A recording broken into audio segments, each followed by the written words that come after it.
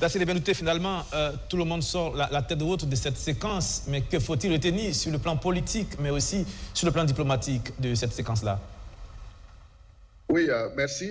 Je pense que, avant tout propos, il faut saluer l'armée burkinabé et l'armée de l'AES en général, et particulièrement l'armée de l'air, pour avoir été vigilants, pour pouvoir, du fait qu'ils ont pu mettre la main sur l'avion.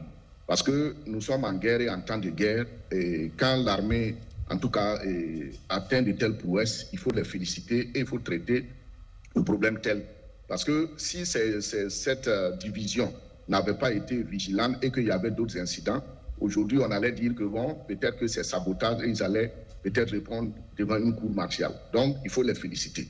Maintenant, quant au traitement du dossier, je pense qu'il faut le dire ouvertement, après analyse, les rapports de forces militaires et l'expérience tactique du Burkina et de l'AES, de façon générale, ont fait que le Nigeria n'a pas voulu aller sur, en tout cas, le chemin qu'ils ont emprunté au tout début. Et le Burkina a fait de son mieux et le Burkina a fait comme il le faut, selon, en tout cas, les principes africains. Après avoir mis la main sur l'avion, le Burkina a tenu informer ses autorités nigérianes et l'AES a fait le communiqué. Et je pense qu'ils ont agi logiquement, légalement, comme il le fallait. Maintenant, en retour, c'est le Nigeria, en tout cas, qui devait traiter bien le problème. Mais on a vu ce qui s'est passé. Maintenant, comment on appelle, le traitement, d'abord, c'est la communication. Moi, je n'ai pas du tout aimé la manière que l'AES et le Burkina ont géré la communication. Moi, je suis panafricaniste, on défend nos pays. S'ils font des erreurs, il faut avoir le courage intellectuel de leur dire que c'est des erreurs, corriger ça. Ça, c'est pas assez humain. Et quand on aime un gouvernement, on aime son pays, on se doit d'être honnête. Moi, je ne suis pas du tout... Qu'est-ce que vous reprochez à la communication autour de cette séquence, Dacier? Ok, en tant que Kizerbois, en tant que pays de Kizerbo, on doit avoir la mémoire. On se rappelle de comment le Mali a été humilié dans l'affaire des mercenaires ivoiriens. Deuxièmement, on a vu la nonchalance dans laquelle le Mali a communiqué sur la prise de Kidal. Troisièmement, on a vu que le Burkina n'a pas du tout communiqué sur les espions français qui ont été arrêtés. L'AIB a cité une presse marocaine pour passer l'information qu'ils ont été libérés.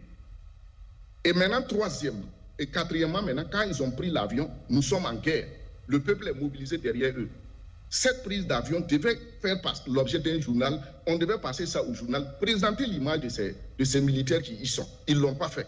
Il a fallu que le ministre des Affaires étrangères nigérien soit là pour que les gens puissent voir les images de ces gens-là. Ce n'est pas élégant, ce n'est pas digne de notre part. On a mis la main là-dessus. Il faut présenter ces gens-là dans notre journal. Il ne fallait pas attendre qu'ils soient là pour qu'on les présente. Parce qu'aujourd'hui, les gens tentent de faire pour dire que non, l'AES et le gouvernement burkinabé ont failli dans leur communication, il faut le dire. Et ça a toujours été comme ça. Moi, je le relève parce que ce n'est pas pour mes honneurs, c'est pour qu'eux, ils corrigent, pour que ça soit bien pour nous tous.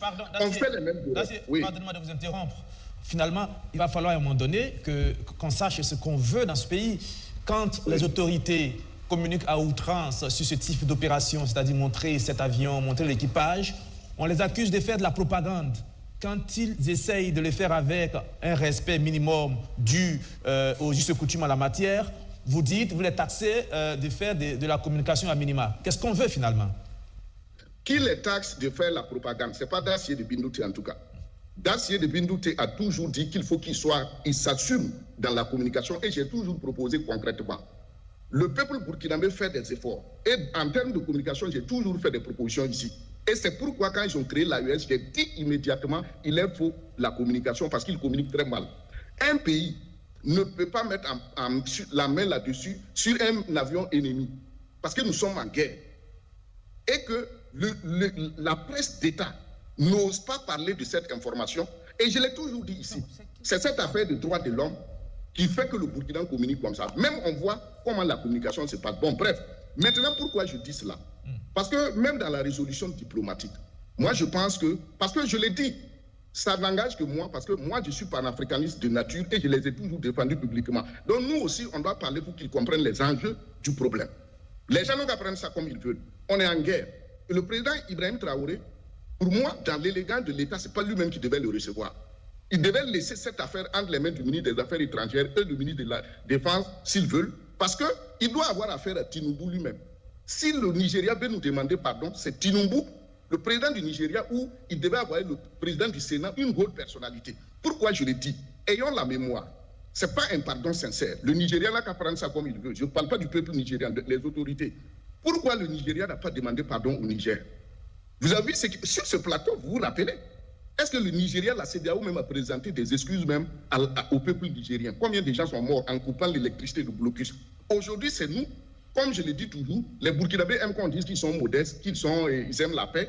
On vient, on dit il faut venir, et le président accepte de recevoir le ministre. Ce n'est pas mauvais en soi, mais dans le protocole d'État, si on voulait fermement nous faire respecter, il vient, on le laisse avec le ministre, notre ministre des Affaires étrangères, le séjour se passe, on peut libérer ces gens, l'avion peut partir, mais le président ne les reçoit pas. Il a affaire à Tinubu, le président du Nigeria lui-même. Parce que le problème qui se pose, c'est quoi? Le Nigeria aujourd'hui n'est pas sincère. Rappelez-vous comment le Burkina est central. Moi, je dis toujours, le président Ibrahim Traoré, je tiens à son image. C'est lui qui a été un grand soutien pour le Mali. Son arrivée, on sait comment ça a été un grand soutien pour le Mali. C'est le même Ibrahim Traoré. Quand le président Tiani est arrivé, ce que la CEDEAO voulait faire, c'est le même président Ibrahim Traoré qui a dit « Gare à celui qui va s'attaquer au Niger parce que le Burkina va intervenir ». Et le Mali a suivi, l'armée de l'AESD, ils ont pu protéger le Niger. Et c'est le même Ibrahim Traoré qui prend un avion militaire nigérien. Et c'est le même Ibrahim Traoré, dans la même semaine, qui va croire à un quelconque pardon et qui va recevoir la délégation du Nigeria. Les gens n'ont qu'à prendre ça comme ils veulent, mais moi, Dacier de Bindouté, en tant que panafricaniste, connaissant l'histoire de l'Afrique, les Africains, on souffre trop et c'est entre nous, on se trahit. Le président devait être prudent. Qu'est-ce qui aurait dû être fait, selon vous? Qu'est-ce qui aurait dû être fait? Parce que là, nous ne maîtrisons pas forcément les nuances des arcanes protocolaires et diplomatiques, mais ce n'est pas la première fois qu'un chef d'État d'un pays reçoit un ministre de notre pays. On l'a déjà vu plusieurs fois. Je ne pense pas qu'il y ait une faute diplomatique ou protocolaire assez visible. Qu'est-ce qui aurait dû être fait, selon vous, Dacier Bindouté? C'est ce que j'ai dit. On peut prendre ça chacun peut prendre ça selon sa position. Mais dans la grandeur de l'État, nous, on ne devait pas les accepter a priori. Ce n'est pas le président. C'est le ministre des Affaires étrangères qui devait gérer ça. Pour que le Burkina monte à tel point, il proteste, ou bien à tel point, il veut que la chose soit résolue de façon engagée. Maintenant, je termine avec la notion de communication. Parce que l'AES a produit un communiqué. Mais moi, mon inquiétude et mon interrogation, comment se fait-il que quand ils sont venus, ils ne sont pas allés à Bamako, ou bien on n'a pas vu le ministre des Affaires étrangères du Mali, c'est-à-dire les autres ministres, c'est-à-dire le côté AES, là, ils ont fait le communiqué, mais maintenant dans la résolution, ils se sont arrêtés à Ouagadougou. Donc moi, je m'interroge, bon, je ne sais pas pourquoi, est-ce que le président Assimi Goïta, président de l'AES, a délégué, en tout cas, a dit... Peut-être que les deux chefs d'État se sont parlé au téléphone, hein, Dacier Bindouté. Bon, c'est possible. Mais on aurait pu avoir aussi un communiqué allant dans ce sens. Voilà, ça aussi c'est la communication. D'accord. Alors, je comprends la frustration de mon grand-père Dacier, qui tient sérieusement à l'image de notre président, je comprends.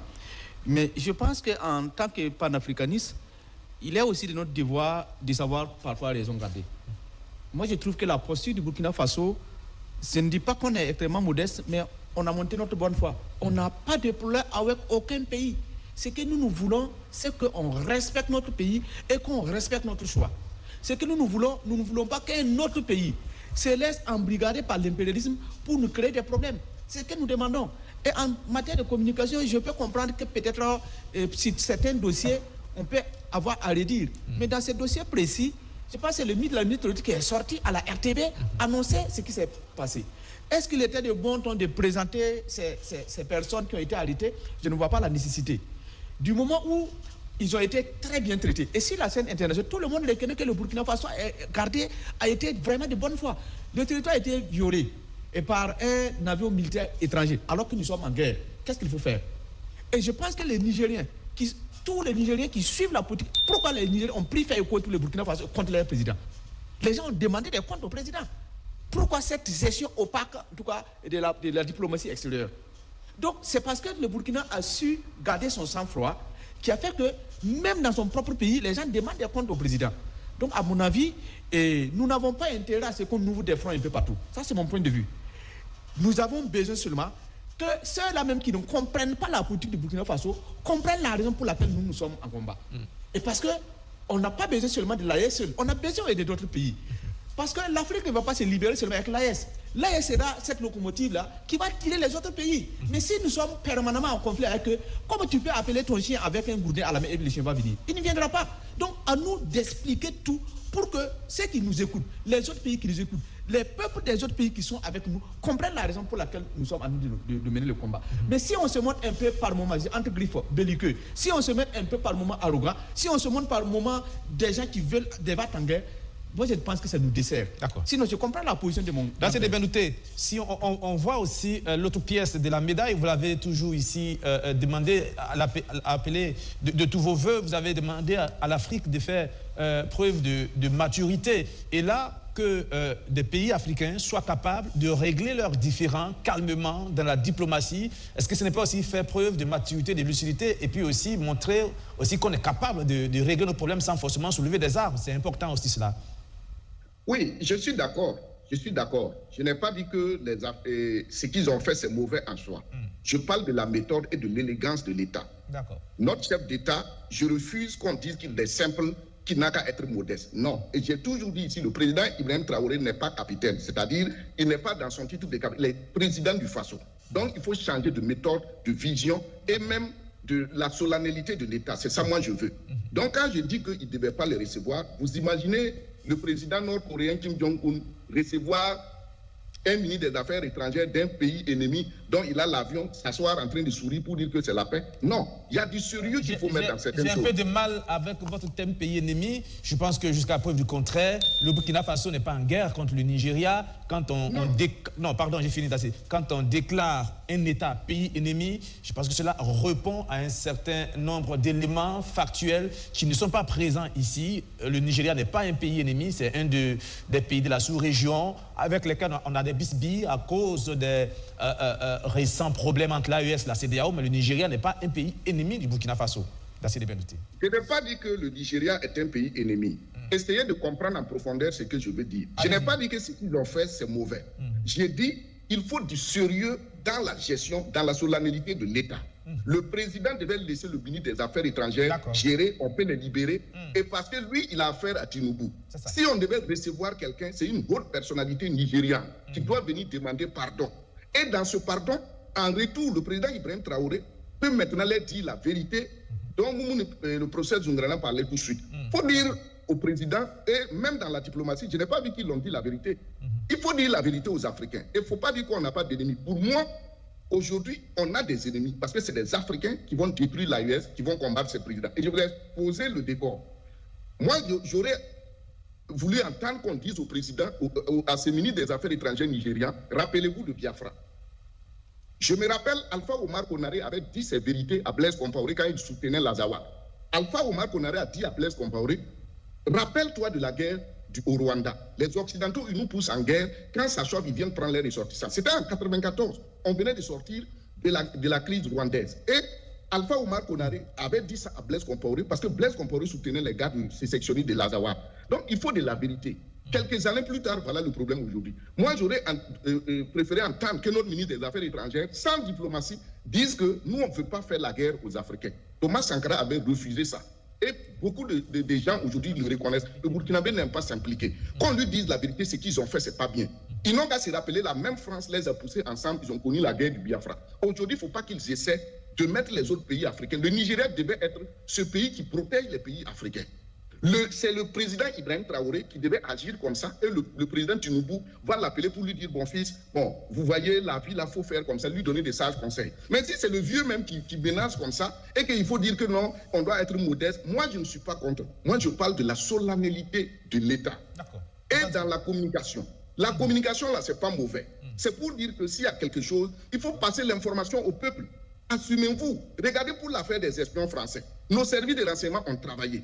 Mais moi, j'étais tellement sidéré que l'AIB cite une source marocaine pour dire qu'ils ont été libérés. Qu'est-ce qui empêche notre ministre des Affaires étrangères de marcher avec le président de l'AIB ou bien le coordonnateur du service d'information du gouvernement? Dès qu'une information tombe, il donne directement au DG de la RTP, il donne directement à l'agent d'information du Burkina, il donne directement au service d'information du gouvernement. Et les trois institutions qui gèrent les médias d'État partagent. Et le peuple a la première de l'information. Mais regardez cette affaire du Nigeria, c'est sur les réseaux sociaux.